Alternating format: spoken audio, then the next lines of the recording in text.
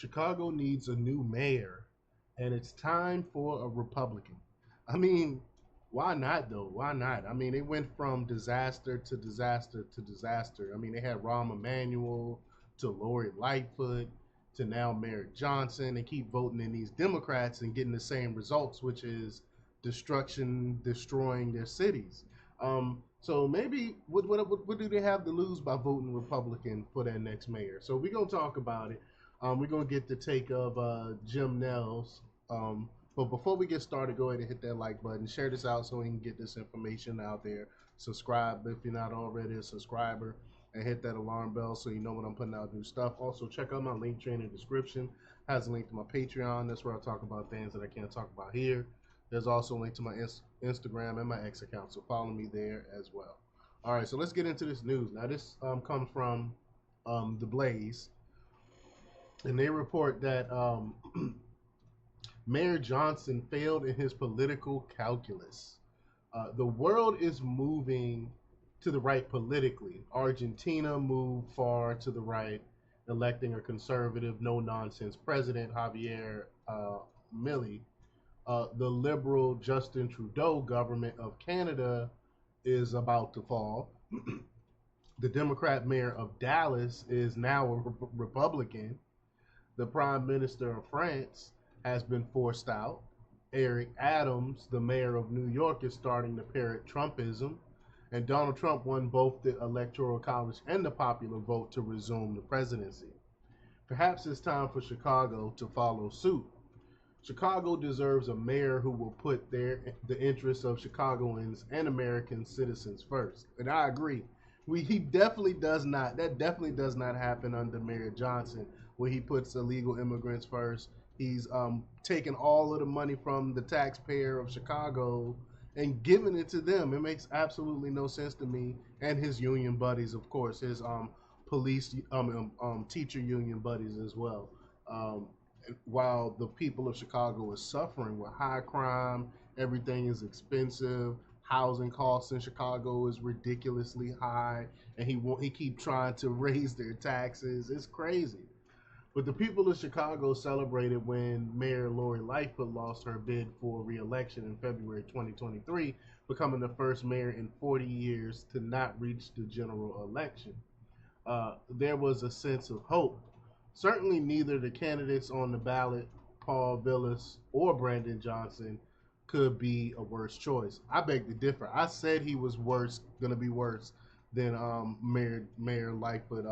I said, why would you vote for someone that's more left than her? It makes no sense. But that's who they voted for. Then the voters of Chicago said to the world, hold my beer, and elected Brandon Johnson, who has proven to be more radical and more polarizing than his predecessor. Mayor Johnson has failed to address crime, poverty, homelessness, and the flight of major businesses and their educated workforce from the city. Instead, the mayor has decided to focus on illegal immigrants, even doubling down on his position since the re-election of Donald Trump.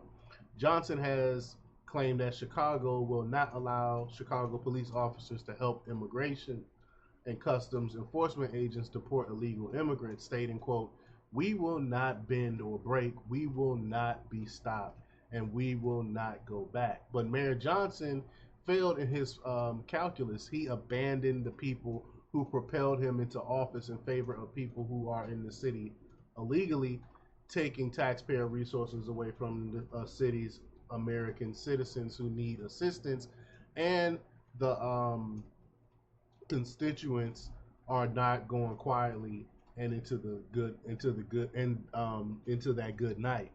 Chicagoans are so irate that they shouted down the mayor during his recent city meeting to discuss his budget with one resident, a person of color, stating, quote, you cause all this money to go to illegal immigrants. Anything you pass is not genuine. And it's like common now for this type of stuff to happen at their meetings now, and people are coming in and basically cursing out Mayor Johnson. He just sit there with a blank look on his face, like taking it. But and the majority of the people do not like him. I don't think he's gonna make it.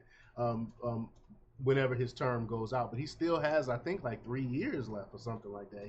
He's not even a year in yet.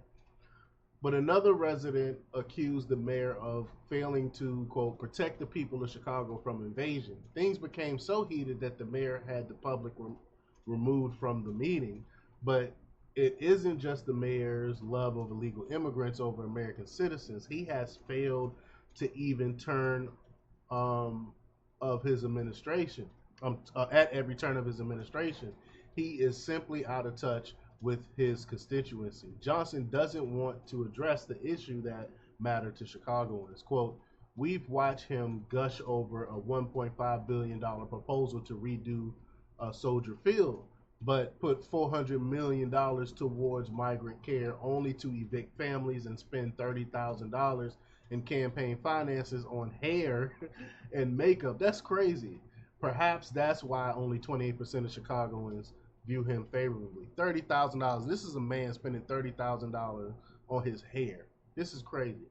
But Brandon Johnson has failed the people who voted him into office, people of color from poor neighborhoods.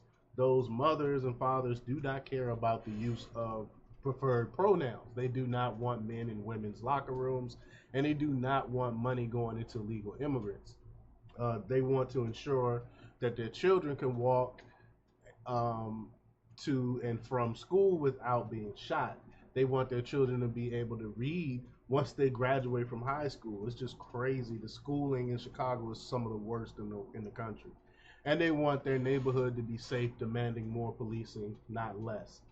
Chicago needs a law and order mayor who will protect the interests of the city's forgotten people, poor people of color who are tired of failed city policies. Chicagoans deserve a mayor who will fight crime, enable police to do their job, and ensure the education of the city's underserved population.